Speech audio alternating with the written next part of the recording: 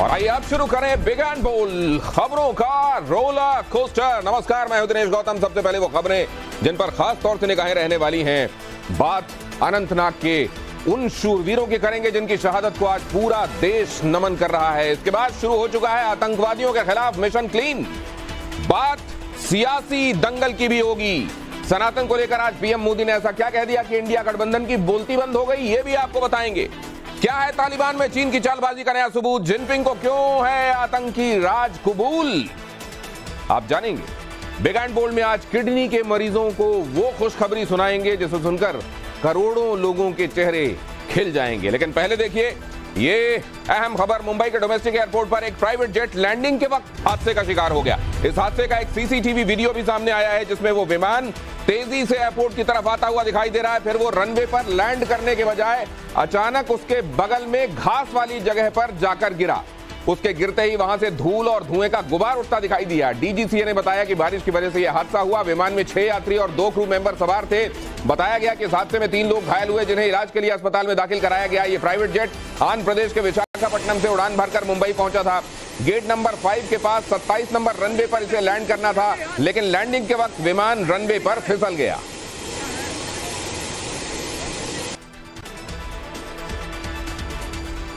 और जम्मू कश्मीर के कुपवाड़ा में आतंकियों को बड़ी साजिश उनकी नाकाम कर दी गई। सेना के जवानों को कुपवाड़ा से बारामूला जाने वाले हाईवे पर एक संदिग्ध बैग मिला जिसमें आईडी बरामद किया गया। बाद में सेना के बॉम्ब स्क्वाड के जवानों ने बड़ी सावधानी से आईडी को धमाके के साथ निष्क्रिय कर दिया। यहां देखिए ये कंट्रोल्ड तरीके से आईडी को यहां डिस्ट्रॉय किया जा रहा है। ये इम्प्रोवाइज्ड एक्सप्लोसिव डिवाइस वक्त रहते अगर डिफ्यूज ना कर दी गई होती तो ये बड़े हादसे की वजह बन सकती थी। उत्तर प्रदेश के संभल में दबंगों ने घर में घुसकर एक शख्स की बेरहमी से पिटाई कर दी। दबंगई की पूरी वारदात सीसीटीवी में कैद हो गई। पीड़ित दौड़कर अपने घर पर पहुंचा और दरवाजा बंद करने की कोशिश करने लगा, लेकिन बदमाशों के आगे बेबस नजर आया। बदमाशों ने घर में घुसते ही उस पर हमला बोल दिया और थप्पड़ों, लात, घूंसों की बारिश कर दी। पीड़ित शख्स को इतना पीटा गया कि वो जमीन पर गिर गया, लेकिन बदमाशों के हाथ नहीं रुके। मारपीट के बाद लगा कि मामला शांत हो गया है। इस दौरान कुछ और बदमाश कमरे में पहुंचे और एक बार फिर लात घूंसे बरसने लगे। घर के अंदर काफी देर तक दबंगों का तांडव चलता रहा, लेकिन आसपास से कोई भी बीच बचाव के लिए नहीं पहुंचा। बताया जा रहा है कि दबंग इस शख्स पर मुकदमा वापस लेने का दबाव बना रहे थे। जब उसने इनकार कर दिया तो घर में घुसकर मारपीट की गई। पीड़ित शख्स ने पुलिस में मारपीट और जान से मारने की धमकी देने। पीड़ित दौड़कर अपने घर पर पहुंचा और दरवाजा बंद करने की कोशिश करने लगा, लेकिन बदमाशों के आगे बेबस नजर आया। बदमाशों ने घर में घुसते ही उस पर हमला बोल दिया और थप्पड़ों, लात, घूंसों की बारिश कर दी। पीड़ित शख्स को इतना पीटा गया कि वो जमीन पर गिर गया, लेकिन बदमाशों के। उत्तर प्रदेश के हापुड़ में वकीलों पर हुए लाठीचार्ज के विरोध में शुरू हुआ प्रदर्शन थमने का नाम नहीं ले रहा। बागपत, बदायूं, प्रयागराज से लेकर कानपुर और लखनऊ तक में आज वकील सड़क पर उतरे। राजधानी लखनऊ में वकीलों के प्रदर्शन को देखते हुए पुलिस ने पहले से ही बैरिकेडिंग कर रखी थी। रूट को डाइवर्ट कर दिया गया था और भारी संख्या में पुलिस बल तैनात किया कर दिया था, लेकिन विधानसभा जाने की जिद पर अड़े वकीलों ने बैरिकेडिंग तोड़ दी, जिसके बाद पुलिस और वकीलों के बीच जमकर धक्का मुक्की हुई।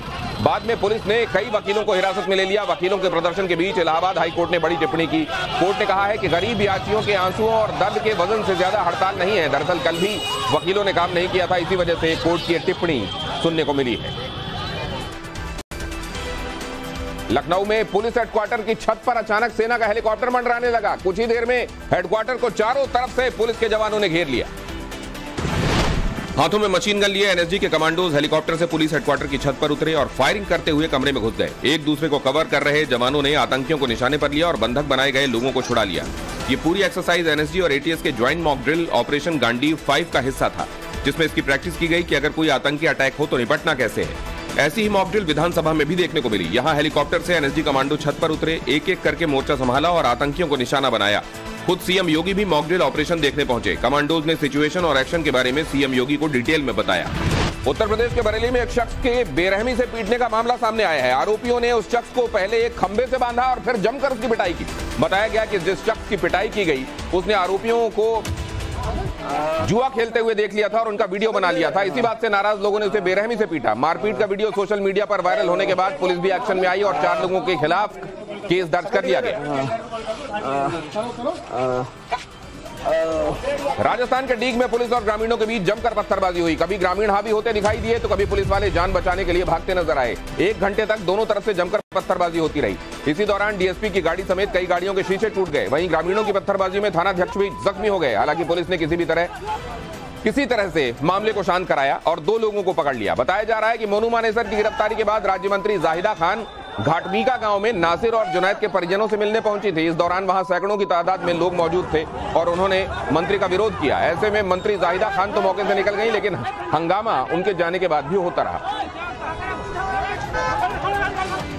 मध्य प्रदेश के जबलपुर से हादसे की दिल दहला देने वाली तस्वीरें सामने आई हैं। भोपाल जबलपुर हाईवे पर एक कार अनियंत्रित होकर पलट गई। दुर्घटना में कार सवार पति पत्नी और उनके 4 साल के बच्चे की मौत हो गई। बताया जा रहा है कि बेलखेड़ा के रहने वाले ओम प्रकाश अपने बच्चे को लेकर डॉक्टर को दिखाने के बाद जबलपुर से लौट रहे थे। इस दौरान सड़क पर जानवरों का झुंड आ गया, जिसे बचाने के लिए उन्होंने जब ब्रेक लगाया तो कार अनियंत्रित होकर सड़क के किनारे गड्ढे में जा गिरी। कार की रफ्तार इतनी तेज थी कि दुर्घटना होने के बाद कार के परखच्चे उड़ गए और मौके पर ही तीनों की मौत हो गई।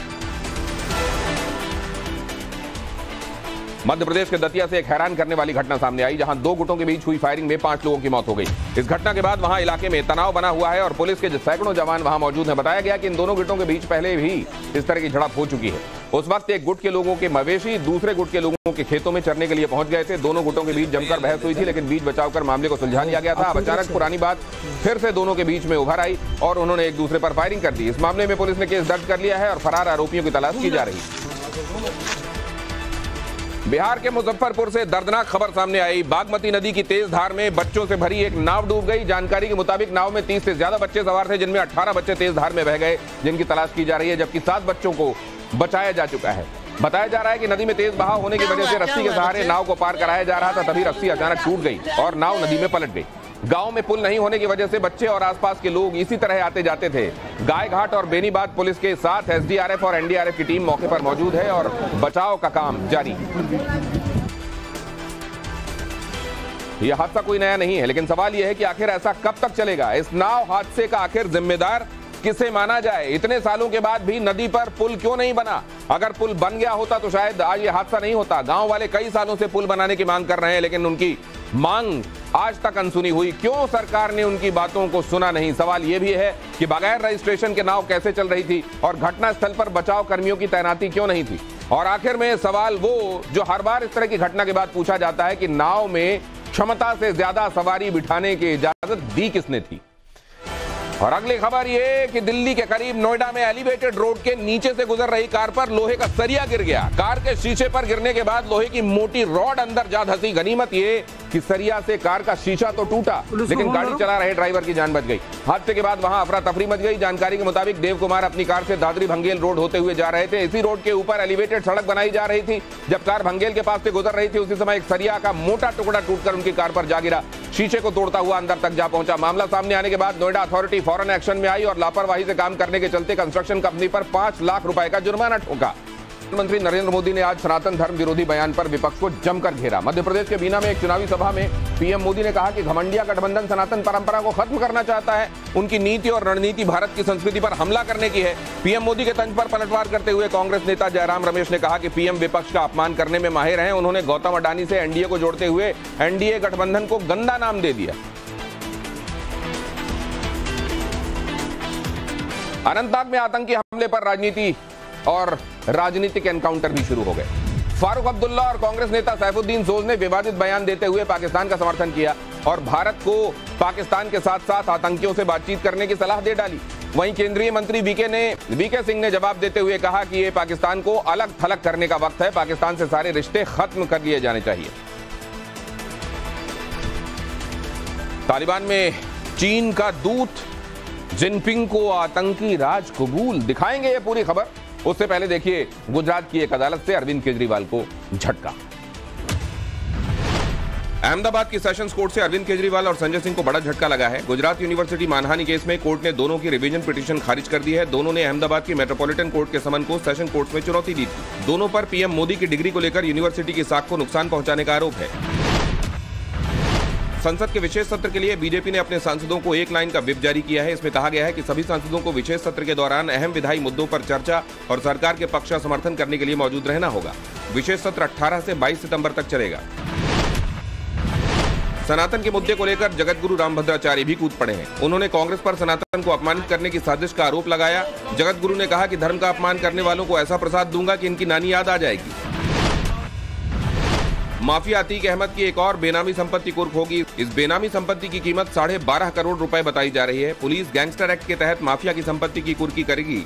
अतीक के मारे जाने के बाद इसे शाइस्ता बेचना चाहती थी, लेकिन पुलिस ने डील के पहले ही शाइस्ता के वकील विजय मिश्रा को गिरफ्तार कर लिया। सिस्टम बनाया है जो आने वाली किसी भी महामारी की वार्निंग पहले ही दे देगा। यह सिस्टम वेरिएंट ऑफ कंसर्न यानी चिंताजनक और खतरनाक वेरिएंट का पता लगाएगा। इससे महामारी को रोकने या कंट्रोल करने में मदद मिलेगी। WHO के मुताबिक वेरिएंट ऑफ कंसर्न का मतलब ऐसे वेरिएंट से है जो तेजी से ट्रांसमिट होते हैं, यानी ऐसे वेरिएंट जो गंभीर लक्षण के रूप में नजर आ सकते हैं और एंटीबॉडी को भी चकमा दे सकते हैं। वहीं वेरिएंट ऑफ इंटरेस्ट कोरोना के ऐसे वेरिएंट हैं जो वायरस के ट्रांसमिशन, गंभीर लक्षण, इम्यूनिटी को चकमा देने और डायग्नोसिस से बचने की क्षमता रखते हैं। इस AI सिस्टम का नाम अर्ली वार्निंग अनोमली डिटेक्शन यानी EWAD है। जब कोरोना वायरस के संक्रमण के डेटा के साथ इसका मिलान किया गया तो इसके जरिए वायरस के म्यूटेशन और भविष्य में सामने आने वाले वेरिएंट के बारे में सटीक जानकारी मिली। इससे यह भी पता चला कि वायरस के किस वेरिएंट से ज्यादा खतरा है जिससे महामारी आ सकती है। पहले इसका पता आसानी से नहीं लगता था, लेकिन अब भविष्य में आने वाली महामारियों से निपटने के लिए ये तरीके अहम साबित हो सकते हैं। पीने वालों को पीने का बहाना चाहिए। शराबियों को लगता है पीना फायदेमंद है, जो नहीं पीते उन्हें शराब में नुकसान नजर आते हैं। लेकिन रिसर्चर्स क्या कहते हैं, साइंस क्या कहता है, ये जानना जरूरी है। रिसर्चर डॉक्टर केविन मूर के मुताबिक शराब छोड़ते ही कैंसर वाला प्रोटीन घट जाता है, यानी कैंसर का रिस्क कम हो जाता है। शराब का सेवन नहीं करने से ब्लड प्रेशर 6% और वजन 1.5 किलो तक कम हो जाता है। इसके अलावा डायबिटीज का खतरा भी 26% से नीचे आ जाता है। कॉन्सेंट्रेशन बढ़ती है, फोकस बढ़ता है, नींद अच्छी आने लगती है। लेकिन इसके दूसरे पहलू की बात करना भी जरूरी है। रिसर्च के मुताबिक शराब पीने वालों के सेंट्रल नर्वस सिस्टम को शराब की इतनी आदत हो जाती है कि जैसे ही लोग शराब पीना बंद करते हैं तो उनका दिमाग हाइपर एक्टिव हो जाता है और इससे लोगों को एंग्जाइटी होने लगती है। कई लोगों को नींद की प्रॉब्लम भी हो जाती है, कई लोगों में चिड़चिड़ापन बढ़ जाता है। ऐसे में विड्रॉल सिम्टम्स परेशान कर सकते हैं। लिहाजा अगर आप काफी दिनों से शराब पी रहे हैं तो अचानक न छोड़ें। डॉक्टर की देख रेख में ही आपको शराब छोड़ना चाहिए। शराब पीना स्वास्थ्य के लिए हानिकारक है, इसलिए बेहतर है कि इसके जाल में ना फंसें, लेकिन अगर फंस गए हों तो एहतियात से बाहर निकलें। अगली अहम खबर की तरफ आपको ले चलता हूं। एप्पल के आईफोन में स्वदेशी ऐप, खबर बड़ी अच्छी। एप्पल ने आईफोन 15 प्रो और प्रो मैक्स में इसरो का बनाया नेविगेशन विद इंडियन कॉन्स्टेलेशन यानी नैविक का सपोर्ट दिया है। एप्पल ने पहली बार अपने किसी डिवाइस में नैविक की सुविधा दी है। अब तक एप्पल ग्लोनास, गैलीलियो और जीपीएस जैसे ग्लोबल नेविगेशन सिस्टम का सपोर्ट होता था, लेकिन कंपनी ने यह नहीं बताया है कि नैविक के जरिए कौन से फीचर्स आईफोन में दिए गए हैं। बुधवार की तेजी के बाद आज बाजार सपाट बंद हुए। सेंसेक्स 52 पॉइंट चढ़कर 67,519 पर क्लोज हुआ, जबकि निफ्टी 33 अंक ऊपर 20,103 पर बंद हुआ। सर्राफा बाजार में आज फिर सोने चांदी के भाव गिरे। आज 24 कैरेट के 10 ग्राम गोल्ड की कीमत 58,650 रुपए रही, जबकि सिल्वर ने प्रति किलो 70,000 के आसपास कारोबार किया। एंटीवायरस सॉफ्टवेयर बनाने वाली कंपनी और सिक्योरिटी एजेंसी कास्पेर्स्की ने अपनी रिपोर्ट में कहा है कि गूगल प्ले स्टोर पर टेलीग्राम का एक ऐसा वर्जन मिला है जो कि ट्रोजन मैलवेयर के साथ आता है। इस वर्जन को इविल टेलीग्राम कहा जा रहा है। रिपोर्ट में कहा गया है कि इविल टेलीग्राम ऐप को फिलहाल गूगल प्ले स्टोर से हटा दिया गया है, लेकिन उससे पहले इसे करीब 1 करोड़ से ज्यादा लोगों ने डाउनलोड कर लिया है। इस ऐप को चाइनीज डेवलपर्स ने अपलोड किया था। देश भर में आज हिंदी दिवस मनाया जा रहा है। प्रधानमंत्री नरेंद्र मोदी ने इस मौके पर देशवासियों को बधाई दी। सोशल मीडिया पर पोस्ट में मोदी ने आशा व्यक्त की कि हिंदी भाषा राष्ट्रीय एकता और सद्भावना के सूत्र को मजबूत करती रहेगी। 14 सितंबर 1949 को संविधान सभा ने हिंदी को देश की आधिकारिक भाषा के रूप में अपनाया था। 24 की चुनावी तैयारियों के बीच यूपी में एक स्पेशल ऑपरेशन चल रहा है। 3 दिन से लखनऊ के सारे वीवीआईपी लोकेशंस पर हाई अलर्ट जैसी कंडीशन बनी हुई है। लखनऊ के सारे सेंसिटिव लोकेशंस पर एनएसजी और पुलिस के जवान मुस्तैद हैं। जिन लोकेशंस का डायरेक्ट कनेक्शन है वहां सिक्योरिटी और भी टाइट है। योगी इस ऑपरेशन को खुद मॉनिटर कर रहे हैं। एनएसजी इसे मॉक ड्रिल बता रही है, लेकिन सवाल बहुत सारे सामने आ रहे हैं। सवाल यह कि अचानक लखनऊ की सिक्योरिटी इतनी क्यों बढ़ाई जा रही है? योगी की सिक्योरिटी का रिव्यू क्यों हो रहा है? क्या योगी को किसी तरह का कोई थ्रेट है? योगी को लेकर क्या एनएसजी को कोई सीक्रेट इनपुट मिला है? एनएसजी के एक्शन का क्या इलेक्शन से भी कोई कनेक्शन है? हर सवाल का जवाब इस एक्सक्लूसिव रिपोर्ट में।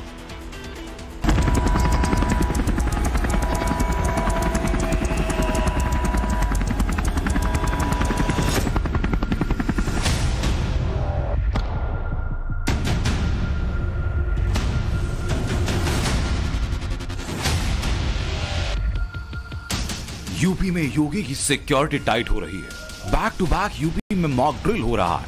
3 दिन से योगी का लखनऊ हाई अलर्ट पर है। बैक टू बैक यूपी में सिक्योरिटी चेक हो रहे हैं। आसमान हो या जमीन, हर जगह कमांडो नजर आ रहे हैं। पुलिस की फौज दिख रही है। सिक्योरिटी ऐसी कि परिंदा भी बिना इजाजत एंट्री ना मार सके। लखनऊ में आखिरकार विधानसभा के ऊपर हेलीकॉप्टर क्यों गड़गड़ा? यूपी में अचानक लखनऊ की सिक्योरिटी क्यों बढ़ाई गई? क्या एनएसजी को चीफ मिनिस्टर योगी आदित्यनाथ को लेकर कोई सीक्रेट इनपुट मिला? क्या योगी किसी के टारगेट पर आ गए? क्या योगी आदित्यनाथ पर कोई खतरा मंडरा रहा है? ये सारे सवाल यूपी के साथ पूरे देश में फ्लोट हो रहे हैं। इन सवालों के जवाब बताएंगे, सीक्रेट इनपुट और एनएसजी के एक्शन का कनेक्शन बताएंगे। लेकिन उससे पहले लखनऊ में क्या हो रहा है वो देख लीजिए।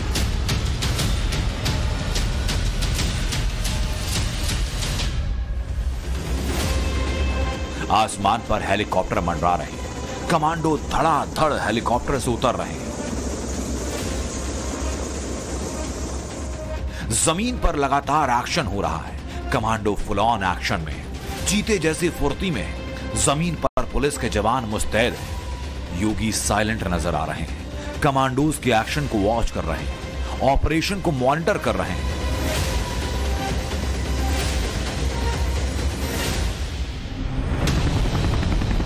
ये सब हो रहा है यूपी के लखनऊ में। वही लखनऊ जहां योगी रहते हैं, वही लखनऊ जहां योगी के विधायक बैठते हैं, वही लखनऊ जो योगी की कर्म भूमि है।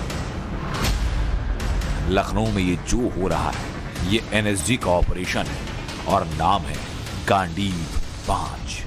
गांडीव महाभारत काल में अर्जुन के धनुष का नाम था। इसी धनुष के दम पर अर्जुन ने महाभारत के रण से धर्म की ध्वजा को लहराया था। अब योगी भी इसी गांडीव के साथ 2024 के महासमर को जीतेंगे।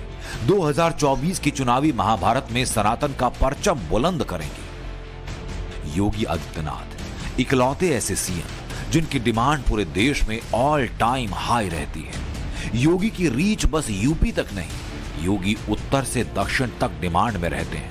योगी देश के सबसे पावरफुल चीफ मिनिस्टर हैं। भगवाधारी योगी हिंदुत्व और सनातन के ब्रांड एम्बेसडर हैं। और यही वजह है कि एनएसजी ने योगी की सिक्योरिटी को रिव्यू करने का प्लान बनाया। इसके लिए यूपी में 3 दिन डिफरेंट लोकेशंस पर मॉक ड्रिल हुई।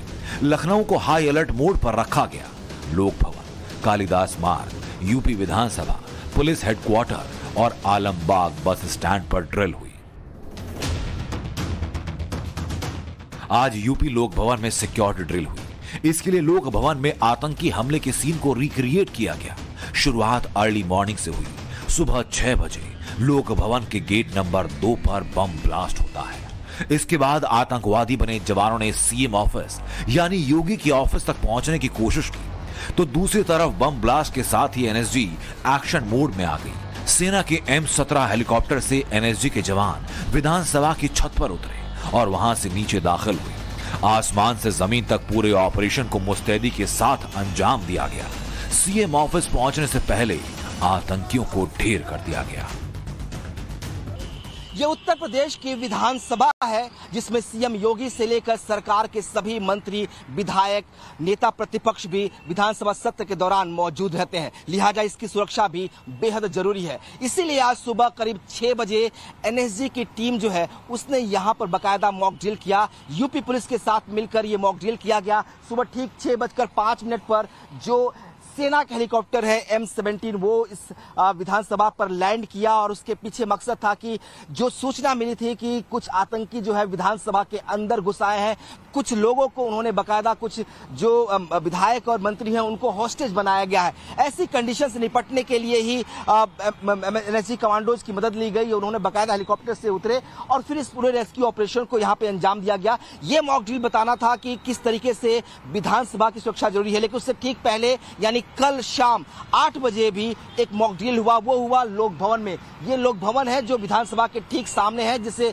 विधानसभा की मिरर इमेज कही जाती है। कहा जाता है कि इसी में मुख्यमंत्री जो है पंचम तल पर बैठते हैं, यहीं पे उनका कार्यालय है, सारा कामकाज मुख्यमंत्री यहां से करते हैं। लिहाजा इसकी सुरक्षा भी बेहद जरूरी है। यहाँ जो मॉक ड्रिल हुआ था उसमें कंडीशन थी कि कुछ टेररिस्ट जो है उन्होंने गेट नंबर 1 पर ब्लास्ट किया। ब्लास्ट करने के बाद वो इस बिल्डिंग में दाखिल हुए। लिहाजा जो पुलिस यहाँ तैनात होती है, पुलिस, उन्होंने first floor, second floor, third floor को क्लियर किया।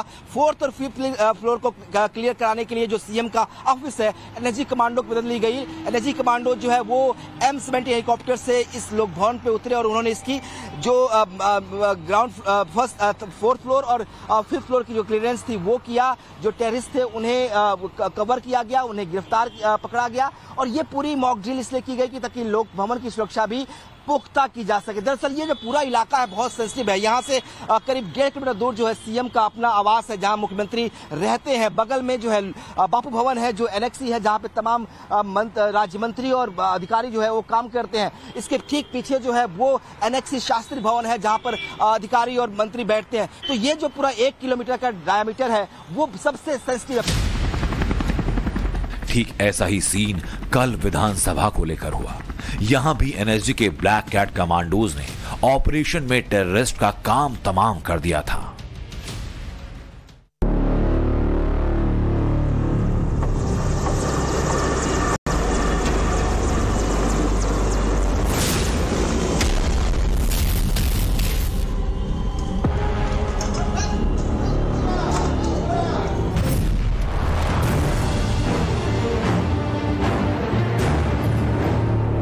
लखनऊ में एनएसजी का ऑपरेशन 3 दिन से चल रहा है। मंगलवार यानी 12 सितंबर को शुरुआत हुई। अब तक लखनऊ की सभी इंपॉर्टेंट लोकेशंस पर ड्रिल हो चुकी है। आलमबाग बस अड्डा, लखनऊ एयरपोर्ट, यूपी विधानसभा, लोक भवन और पुलिस हेडक्वार्टर पर आतंकी हमलों से निपटने के लिए ये ड्रिल हुई। कालिदास मार्ग पर एनएसजी ने एक प्रोग्राम ऑर्गेनाइज कर योगी को इस ड्रिल की पूरी ब्रीफिंग दी। आगे लखनऊ के कुछ प्राइवेट लोकेशंस और मॉल्स में भी ये ड्रिल हो सकती है।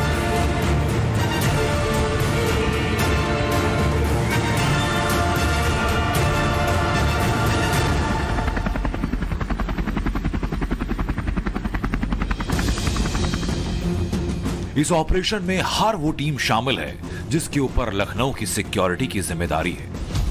ऑपरेशन गांडीव एनएसजी और यूपी पुलिस का जॉइंट ऑपरेशन है। इसमें एनएसजी के ब्लैक कैट कमांडोज के साथ यूपी पुलिस के जवान शामिल हैं। एनएसजी के 50 से ज्यादा जवान इस मॉक ड्रिल का हिस्सा हैं। ड्रिल में सेना के MI-17 हेलीकॉप्टर का इस्तेमाल किया गया। इसके अलावा फायर डिपार्टमेंट और हेल्थ डिपार्टमेंट के कर्मचारी भी इस ऑपरेशन में शामिल हैं। लखनऊ में जहां जहां ये ड्रिल हुई उन सारी लोकेशन का योगी आदित्यनाथ से डायरेक्ट कनेक्शन है। इन सारी लोकेशंस की लखनऊ की VVIP प्लेसेस के तौर पर लिस्टिंग है। यहां 24 घंटे 7 दिन हाई सिक्योरिटी रहती है। अब सवाल ये कि अचानक इन लोकेशन पर आतंकी हमले को लेकर ड्रिल क्यों हुई? एनएसजी ने ऑपरेशन गांडी 5 लॉन्च क्यों किया? जिस हाई सिक्योरिटी जोन में परिंदा भी पर नहीं मार सकता, वहां हेलीकॉप्टर क्यों उतारा गया? जिसका नाम है योगी आदित्यनाथ। ये नरेंद्र मोदी से भी ज्यादा खतरनाक और मूजी है। जिनका नाम योगी आदित्यनाथ है, जो भारत के मोदी के बाद दूसरे खतरनाक तरीन शख्स हैं। इतना खतरनाक शख्स है ये रियासत यूपी का वजीर आला आदित्यनाथ है। रियासत यूपी के अंदर बाबरी मस्जिद को शहीद करके राम मंदिर बनाने का भी जो सारा का सारा मामला है वो इसी वजीर आला ने देखा। और मुसलमानों के खिलाफ जिहाद पर इल्जाम लगाने के बाद योगी आदित्यनाथ ने क्या कहा कि हमने फैसला कर लिया कि अगर वो एक हिंदू लड़की का मजहब तब्दील करवाते हैं तो हम 100 मुस्लिम लड़कियों का मजहब तब्दील करेंगे। वजीर आला योगी आदित्यनाथ ने ताजा तरीन इंटरव्यू के अंदर ये बात कही है कि मुसलमान जो ग़ज़वा हिंद का ख्वाब देखते हैं उनका ख्वाब क़यामत तक पूरा। दरअसल यूपी के चीफ मिनिस्टर आदित्यनाथ योगी की पहचान एक भगवाधारी मुख्यमंत्री की है। योगी को कई बार धमकी मिल चुकी है। कट्टरपंथियों से लेकर पाकिस्तान तक के टारगेट पर योगी रहते हैं। 2024 में मोदी के सबसे भरोसेमंद कमांडर हैं। हिंदुत्व के पिच पर योगी जैसा ब्रांड कोई दूसरा नहीं। माफियाओं के लिए योगी का एक्शन किसी नजर से कम नहीं। जितना बड़ा योगी का पॉपुलैरिटी ग्राफ है उतनी ही बड़ी है उनके दुश्मनों की लिस्ट। देश के प्रधानमंत्री नरेंद्र मोदी के बाद अगर किसी के लिए सबसे ज्यादा थ्रेट परसेप्शन है तो वो है उत्तर प्रदेश के मुख्यमंत्री योगी आदित्यनाथ। शायद इसीलिए उन्हें Z+ की सिक्योरिटी दी गई है, जिसमें 25 कमांडो हमेशा साय की तरह योगी आदित्यनाथ के साथ रहते हैं। सीएम जहां भी जाते हैं एनएसजी के कमांडो उनके साथ जाते हैं। इसके अलावा जो लोकल पुलिस होती है उनका भी एक सुरक्षा घेरा लगातार सीएम के साथ रहता है। सीएम को कई बार थ्रेट भी आ चुके हैं, कई सारे मेल, कई सारे व्हाट्सएप ऐसे आते हैं जिसमें सीएम को लेकर थ्रेट होता है। इसके बाद लगातार उनकी सुरक्षा को और पुख्ता किया जाता है। अप्रैल 2022 के बाद उनकी सुरक्षा को और पुख्ता किया गया। सीआरपीएफ के जवान जो बतौर एनएसजी कमांडो जो सुरक्षा में लगाए गए। कहा यह जा रहा है कि आज जब जो पिछले 2 दिनों से जो मॉक ड्रिल उत्तर प्रदेश में खासतौर पर राजधानी लखनऊ में हो रही है, इसके पीछे भी एक मकसद है कि सीएम की सुरक्षा के साथ ही उनके जो कार्यालय है, उनके जो विधानसभा है और जो पुलिस मुख्यालय है वहां पे किस तरह की सुरक्षा है, और अगर कोई कंडीशन ऐसी आती है, कोई अटैक होता है, कोई टेररिज्म की घटना होती है, तो वह कैसे बचा जाए, सीएम को कैसे बचाया जाए, इसके लिए बकायदा मॉक ड्रिल हुई। आज खुद सीएम योगी जो है पुलिस मुख्यालय पहुंचे थे और उन्हें बकायदा इस बारे में ब्रीफ किया गया कि कैसे जो एनएसजी कमांडो है वो आपकी सुरक्षा के लिए पर्याप्त है, कैसे इस सुरक्षा को और इनहेंस किया जा सकता है और कैसे ये सुरक्षा करते हैं। क्योंकि ये पूरा जो ऑपरेशन था, जो मॉक ड्रिल था, वो एनएसजी कमांडो और एसटीएफ के जो जवान थे उन्होंने मिलकर पूरा ये ऑपरेशन किया था, ये मॉक ड्रिल किया था। और इसके पीछे मकसद यही था कि जो सुरक्षा है वो और पुख्ता कैसे की जा सकती है और कैसी ये सुरक्षा होती है। सीएम ने इस बारे में जानकारी भी ली है कि आखिर ये कमांडो जो है वो कैसे काम करते हैं, आपात स्थिति में कैसे उससे निपटने की व्यवस्था होती है। वो जो मॉक ड्रिल में हुआ उसको सीएम को ब्रीफ भी किया गया है।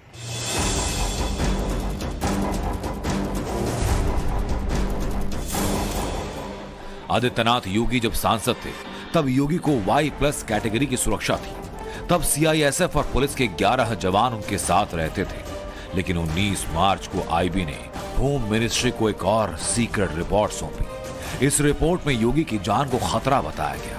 इसके बाद 31 मार्च 2017 को योगी को Z+ सुरक्षा के साथ साथ NSG का कवर दिया गया। योगी के घर की सुरक्षा की जिम्मेदारी CRPF को सौंपी गई। पीएम मोदी के बाद यूपी के चीफ मिनिस्टर आदित्यनाथ योगी को सबसे हैवी वेट सुरक्षा मिली है। योगी जब चलते हैं, कहीं खड़े होते हैं, तो इसी 4 लेयर के सुरक्षा घेरे में उनको रखा जाता है। एनएसजी कमांडो योगी के बिल्कुल पास होते हैं। इसके बाद दूसरी लेयर होती है CISF कमांडो की। तीसरे घेरे में यूपी पुलिस के स्पेशल कमांडो मौजूद होते हैं और चौथा घेरा होता है यूपी पुलिस के जवानों का।